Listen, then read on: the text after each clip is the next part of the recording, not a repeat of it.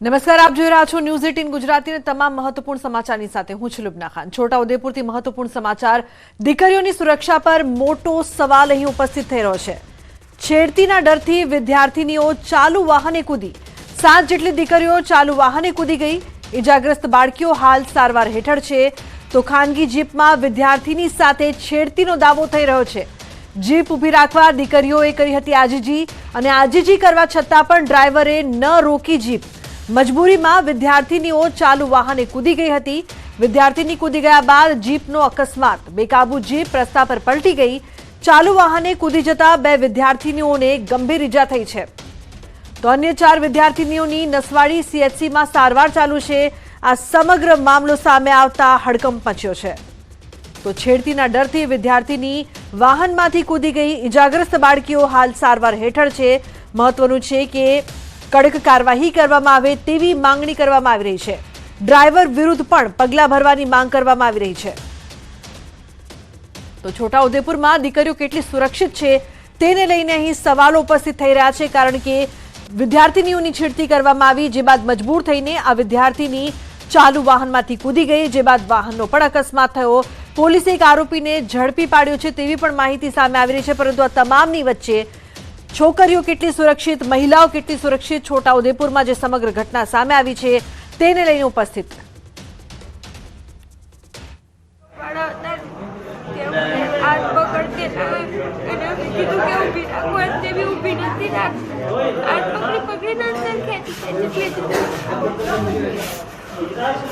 પછી શું થયું બેટા?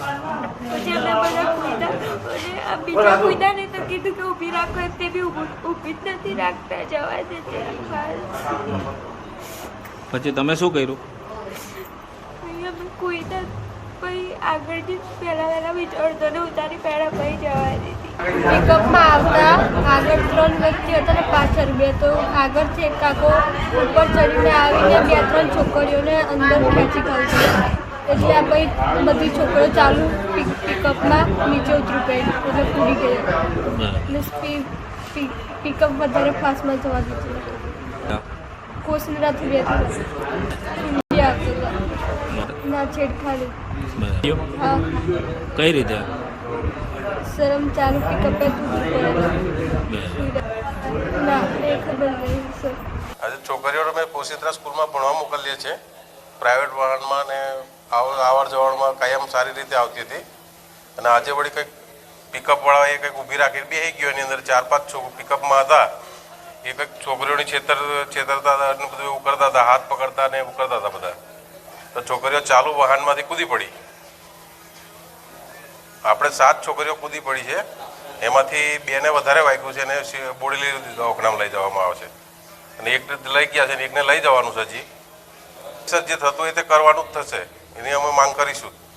એમાં તો દારૂ પીધેલા તો છે ને, બધા દારૂ હોય, કોટરિયા બોટરિયા બધું જ છે એમ કહેવાય છે, એટલે આ ગાડી પલટી મારી ગઈ છે। અમારે કાયદેસર કાર્યવાહી માંગ। તો આ સમગ્ર મામલે વધુ માહિતી આપવા માટે સંવાદદાતા શેજબ જોડાયા છે, તેમની પાસેથી માહિતી લઈએ। શેજબ, શું છે સમગ્ર ઘટના? છોકરીઓ જે છે તે ડરેલી છે, એક વ્યક્તિ છે તે જબરદસ્તી અંદર ઘૂસી જાય છે, શું થયું હતું આખરે કે આ વિદ્યાર્થીનીઓને ચાલુ વાહનમાંથી કૂદવાની ફરજ પડી? જે લુબના ખાસ કરીને છોટાઉદેપુર જિલ્લાની અંદર એક મહિલાઓ સુરક્ષિત છે કે નહીં, એક મોટો સવાલ ઉભો થયો છે।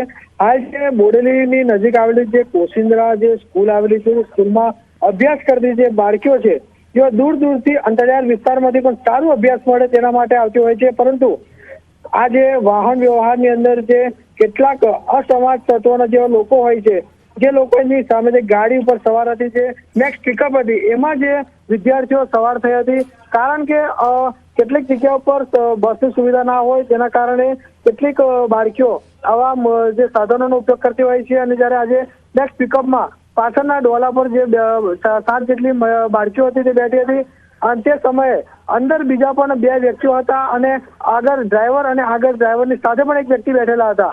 ત્યારે સમગ્ર જે બાળકીઓ છે તે જ્યારે સવાર કરતી ત્યાં સમય આગળથી ચાલુ ગાડીએ એક જે વ્યક્તિ છે તે પાછળ આવ્યો હતો, અને જે બાળકીને મતલબ છેડતી કરી રહ્યો હતો, તે સમયે જે બાળકીઓ છે ગભરાઈ ગઈ હતી, અને ગભરાઈને ચાલુ ગાડીએ બાળકીઓ ગાડીમાંથી કૂદી પડી હતી. આમ જ્યારે કેટલીક 7 જેટલી બાળકીઓ જ્યારે કૂદી ગઈ એટલે 2 વ્યક્તિ ગંભીર ઈજાઓ થઈ છે, તેને બોડેલી સારવાર માટે ખસેડવામાં આવી છે અને બીજી બાળકીઓને નસવાડીની જે પીએચસી જે હોસ્પિટલ છે ત્યાં આગળ સારવાર લેવામાં આવી રહી છે. હાલ જે સમગ્ર બાબતે આજે નેક્સ્ટ પિકઅપ છે તેઓ પણ આગળ જઈને પલટી ખાઈ હતી અને તેની અંદર જે ડ્રાઈવર હતો અશ્વિનભાઈ ભીલ કે તેઓ હાલ પોલીસની પકડની અંદર છે, હિરાસતની અંદર જી છે. બિલકુલ સહેજ અન્ય ત્યાં બીજા જી બિલકુલ પણ વ્યક્તિઓની સોનલ જોશી સાથે પણ આપણી સાથે જોડાયા છે, સિનિયર એડવોકેટ. સોનલબેન, આ સમગ્ર મામલો જે સામે આવ્યો છે, શહેરી વિસ્તારની આપણે મોટી વાત કરતા હોઈએ પરંતુ ગ્રામ્ય વિસ્તારની જે સ્થિતિ છે, જે નાની બાળકીઓ છે ભણવા જઈ રહી હતી અને તેમને ચાલુ વાહનમાંથી કૂદવાની ફરજ પડી, કઈ રીતે જુઓ છો આ સમગ્ર મામલાને? પહેલી વાત તો એ છે લુબના કે જે પ્રમાણે ગામડાની અંદર જે રીતે જીપો ચાલે છે અને કેવી રીતે આપણે ઘણા બધા એવા ઇન્સિડન્ટ જોયા હશે કે જેની અંદર જે સમાવેશ થતો એનાથી વધારે સંખ્યામાં બાળકો ભરવામાં આવે છે. બીજી વાત રહી કે આ કેવી રીતે સેફટી સિક્યોરિટીનો પ્રશ્ન છે. નાના 6ઠ્ઠા ધોરણમાં ભણતી દીકરી સાથે એને કેટલો ડર લાગતો હશે કે એની સાથે કઈ અજુગતું બની ન જાય અને એ પોતે કૂદી પડી છે. હવે બીજો પ્રશ્ન એ પણ છે કે કૂદી કે એને નાખી દેવામાં આવી, એ પણ પ્રશ્ન આપણે અત્યારે ખાલી વાત સાંભળીએ છીએ, પરંતુ જયારે દીકરી પોતાનું સ્ટેટમેન્ટ આપે ત્યારે આપણને ખબર પડે કે દીકરીઓ ખરેખર જાતે કૂદી છે કે એને ફેંકી દેવામાં આવી છે અથવા તેને ડરાઈ ધમકીને કરવામાં આવી છે, એટલે છેડતી કરી છે.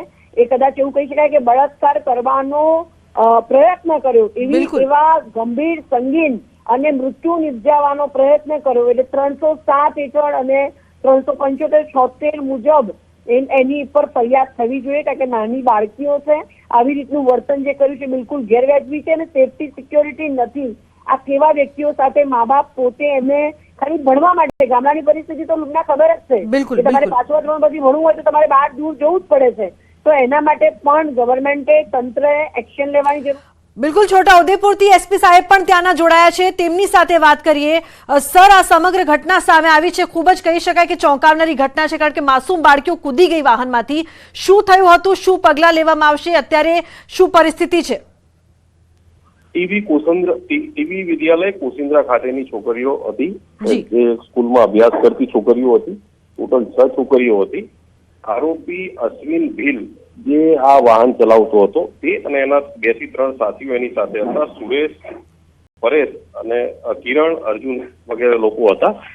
એમણે આ છોકરી સાથે અજુગતું વર્તન કર્યું.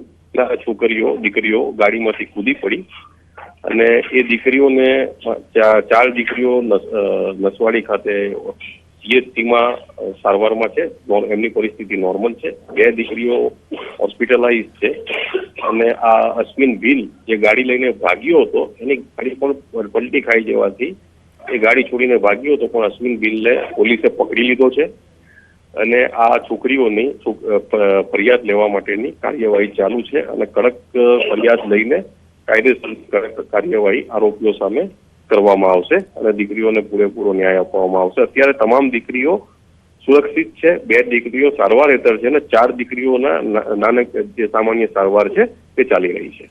બિલકુલ ઇમ્તિયાઝજી, જેવી રીતે આજે છોકરીઓની જ્યારે બાઇટ લેવામાં આવી, તેમની પ્રતિક્રિયા લેવામાં આવી ત્યારે તે ખૂબ જ ડરેલી હતી, ખૂબ જ રડી રહી હતી. એનું કારણ છે તે એ શોકમાં હતી અને કોઈ પણ વ્યક્તિ ગાડીમાંથી કે કૂદીને આ રીતે એકદમ થયું હોય તો એ શોકમાં હોય, એ પ્રતિક્રિયા હોવી એમની સ્વાભાવિક છે. પણ છોકરીઓ હાલ બિલકુલ હાલ સુરક્ષિત છે અને આરોપીઓને માટે શોધખોળ ચાલી રહી છે. એક પકડી લીધો છે અને છોકરીઓને પૂરો ન્યાય મળે અને આરોપીઓને પૂરેપૂરો કાયદાનો પદાર્થ શીખાય તેના માટેનો અમારો પ્રયત્ન છે. જી બિલકુલ ઇમ્તિયાઝજી, પરંતુ અંતરિયાળ વિસ્તારમાં શું થાય છે કે ગામડાના જે લોકો હોય છે અપડાઉન કરતા હોય છે, આવી ઘટના બન્યા પછી ઇમ્તિયાઝજી જે વિદ્યાર્થીઓ હશે તેમના માતા પિતા પણ ડરશે, જે બાળકીઓ છે તે પણ આ પ્રકારથી વાહનોમાં જતા ડરશે. જી વિશ્વાસ ફરી પાછો સંપાદિત થાય એના માટે પણ અમારો પ્રયત્ન રહેશે. અચ્છા, એક વસ્તુ એ કે આ જીપમાં કેટલા શખ્સો બેસેલા હતા અને કોણે અડપલા કર્યા એની તપાસ ચાલી રહી છે. બાકીના આરોપી પકડાશે અને આરોપીની વિગતવાર પૂછપરછ થશે, તે પછી આ વસ્તુ સ્પષ્ટ થઈ શકશે. જી બિલકુલ. કુલ કેટલા આરોપી હતા અને કેટલાને પકડી પાડવામાં આવ્યા છે તેની કોઈ જાણકારી? એક આરોપી પકડાયા, એક આરોપી તો પકડી લીધા છે. એ આરોપીની પૂછપરછમાં બાકીના 3 કે 4 કેટલા જે આરોપી છે એ પણ હજુ વધુ વિગતવારની પૂછપરછમાં સ્પષ્ટ થશે.